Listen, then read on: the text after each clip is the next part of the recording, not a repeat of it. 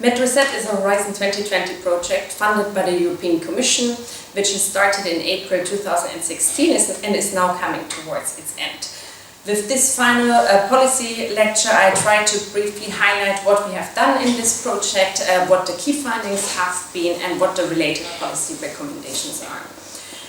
So the key idea of MEDRESET has been, as already evident in its name, to reset our thinking of the Mediterranean and European Union's policies in it. This is because the academic literature, or parts of the academic literature, as well as European Union policies in the Mediterranean, have been characterized by Eurocentrism, which has tended to marginalize local perspective, needs and concerns. So how did we reverse this Eurocentrism? We did that in 3 phases. In the first phase, we deconstructed how the Mediterranean has been constructed by the European Union and its member states, namely as a dangerous space, a divided space, and a space crucial for European economic and security interests. In contrast to this, the European Union has been constructed as a peaceful and united space. In a second stage, we then reconstructed how local stakeholders perceive the Mediterranean, what is their imagination of the Mediterranean. We did that through an elite survey and through almost 700 recursive multi-stakeholder consultation on all shores of the Mediterranean. We dealt with issues such as geopolitics, human rights, agriculture and water, industry and energy, and migration and mobility. Now, based on these 2 phases, in the third phase, we are now reconstructing a new role for the European Union in the region, and in this briefing, I will speak about this new role. And I would simply like to stress here that we do not want to give a shopping list to the European Union, which would simply strengthen its power in the Mediterranean space, but rather we want to give the EU and its member state a lot of food for thought to reflect about itself. So I will speak about 3 foods for reflection here. One is on substance, one is on actors, and the third is on instruments. To come to substance, the EU needs to become much more responsive to local needs in the region.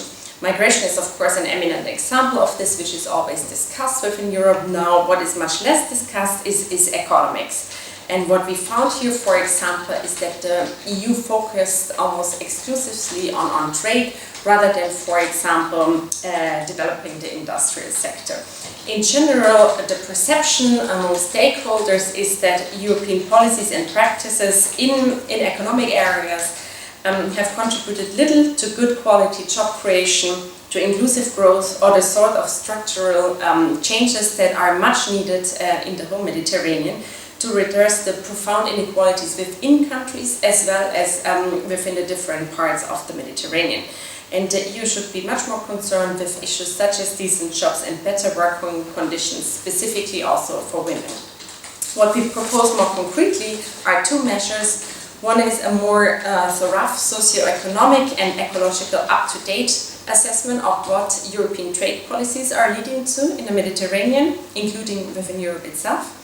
So the EU could set up a periodical screening report of its own policies in that respect. And secondly, what is needed is a reflection on the broader development model within which European policies are developed.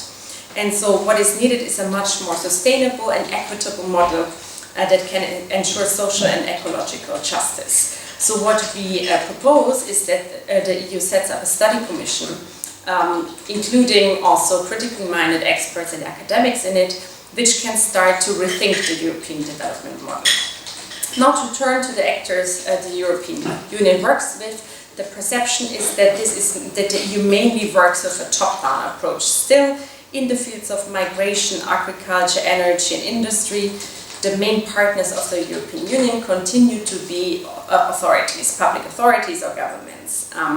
So what is much more needed is to work with civil society in all phases of the policy-making process, including when issue priorities are set. They shouldn't be set in Brussels or by Western experts seconded to these countries, but actually by grassroots actors working in these countries. It is also important that the European Union does not perceive civil society actors as a service provided to the European Union, because civil society works at the service of their societies. Finally, what came across in all interviews is that supporting civil society cannot serve as an excuse to drop the burden of resisting authoritarianism and human rights violation only on civil society. This also needs political pressure, and it was repeatedly mentioned that if the EU continues to ignore regression in human rights and ignore the local fights for democracy in the Arab world, which are ongoing, then the EU actually continues to reinforce authoritarianism in the region. Now to turn to the third section, which is EU instruments. What came across is that there is a clear fragmentation of EU instruments, which is specifically evident in the increasing bilateralism, which dominates fields such as migration and trade. Now, in the field of trade, for example, this bilateralism clearly favors power asymmetries which are existing in the Mediterranean, because the EU, as one single and quite powerful economic bloc, negotiates with a single, much weaker economically weaker countries in the south. So what is needed is much more of a macro regional vision for the Mediterranean.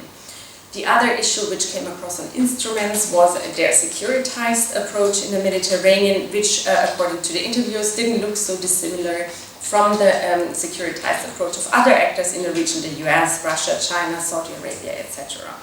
So if the EU continues this securitized approach, it remains part of a vicious cycle. So what we think MEDRESET found is that really a new approach is needed, and we give 3 concrete policy recommendations here which connect to the past, the present and the future. For the past, the idea came across that the EU needs a reconciliation approach. Currently the EU refers to itself in a very ahistorical way as a departure from its problematic past. So it doesn't look at the ramifications which colonialism, European colonialism had on the Mediterranean until today. Secondly, for the present, the EU needs a do-no-harm approach, and I already spoke about that before. What is needed here are periodical screening reports and reflections on a new development model.